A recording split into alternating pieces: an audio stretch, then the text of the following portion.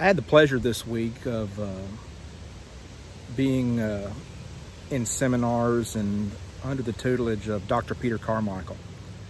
Dr. Carmichael is the head of the history department at Gettysburg College and the director of the Civil War Institute. One of the sessions that he did was about what he called transitionally literate Confederate soldiers. Functionally literate. You know, literacy isn't a black and white issue that you're either literate or you're not. Everyone kind of fits onto a scale of literacy. And one of the men he introduced us to was a man named John Futch from North Carolina, and he was at the bottom end of that spectrum. These people, while illiterate and while grammar didn't really seem to matter, punctuation didn't seem to matter, were very descriptive in how they wrote and what they talked about. John Futch enlisted with his brother Charlie in the 3rd North Carolina Infantry. They were here at Gettysburg, and I'm finding myself sitting on the face of Culp's Hill, right down below the line of the 149th and 102nd New York Infantry. And it was right here in this spot that on the night of July the 2nd, the 3rd North Carolina Infantry advanced in front of me, coming up this hill in front, attacking these positions. In this battle, in this fight here at Gettysburg, John's brother Charlie is killed. And John survives the Battle of Gettysburg, and about a month later, he dictates a letter back to his wife, who has written him wanting more information about Charlie's death. I'm going to read from that letter. Dear wife, I take the pleasure of writing you a few lines to inform you that I am well at the present. I hope these few lines may reach you and find you well, dear wife. I have received your kind letter on August the 1st and was glad to hear from you and to hear that you was well. I haven't got much to write at present, only it's hard at times.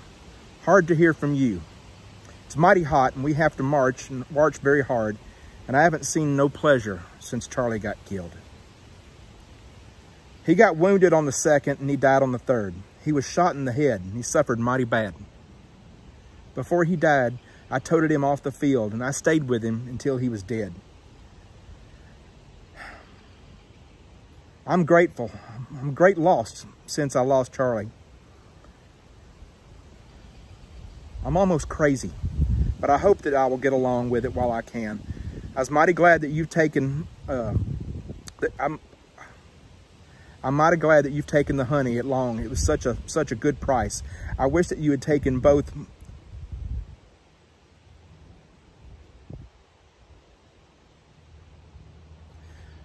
I want Father to come and see me. I haven't got a heap of talk for him since I've had one of my beans and my squashes, but I had to pay $1 for them, and I haven't had no money since a month. But I've got some money, but I'll have some money of yet, and I'm coming home the first chance I can get. I think this war will end before long, and I think that the Yankees will whip us before long. I want you to know Charlie never spoke after he got wounded. He wanted to go home mighty bad before he died, but he was killed at Gettysburg, Pennsylvania. Poor feller.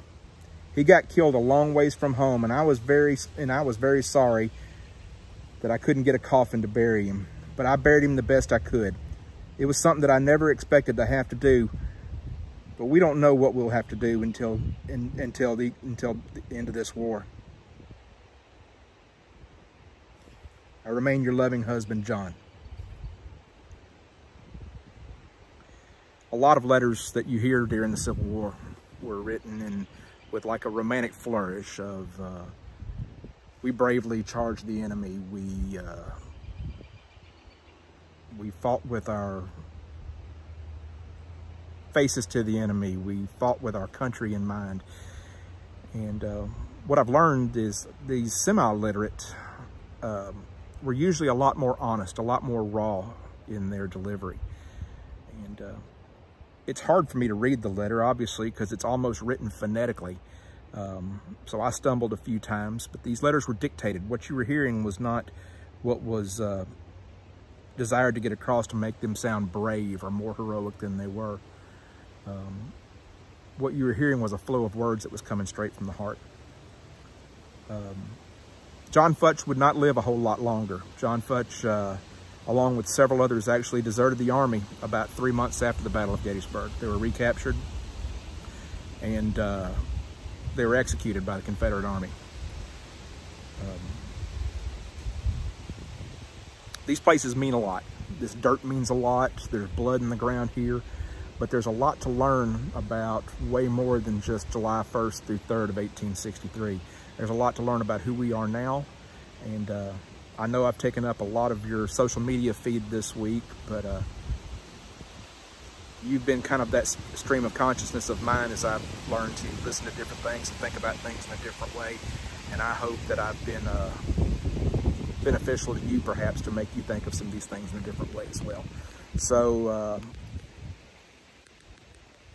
here's to John Futch, here's to Charlie, here's to all those guys in the 3rd North Carolina, here's to the kids in the 149th New York who are sitting up behind me, who were scared to death as well, who were doing what they had to do. These people were cut from a different cloth. So